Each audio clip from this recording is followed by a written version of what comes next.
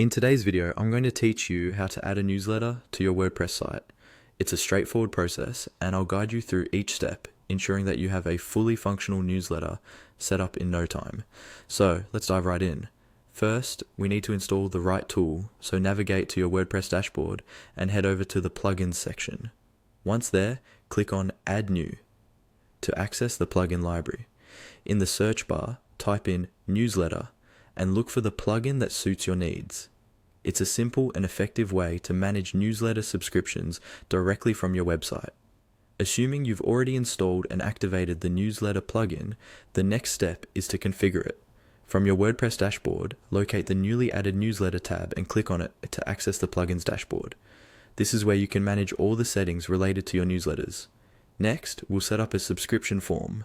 Click on Forms within the newsletter dashboard. For this tutorial, we'll use a standard form to keep things simple. You'll want to customize it to match the look and feel of your site, so it integrates seamlessly with your existing design. Now it's time for a quick configuration to determine what information to collect from your subscribers.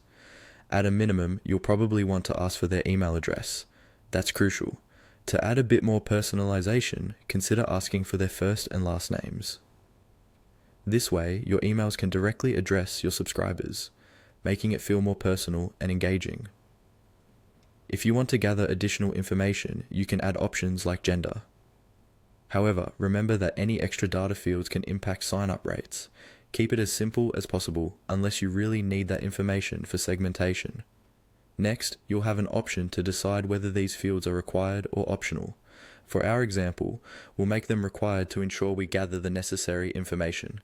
Once you've configured your form fields to your liking, don't forget to hit Save. This finalizes your settings and ensures that your form is ready to go live. Lastly, let's look at the final product. Click on the newsletter public page link to see the form from a visitor's perspective. This is what users will interact with when they want to subscribe to your newsletter, and you should see all the fields you configured. If everything looks good, then congratulations, you've successfully added a newsletter to your WordPress site. By following these steps, you'll ensure your site's visitors have an easy way to subscribe to your newsletters, allowing you to effectively communicate with your audience. Thanks for watching, and I hope this guide helps you enhance your WordPress site with a sleek, functional newsletter.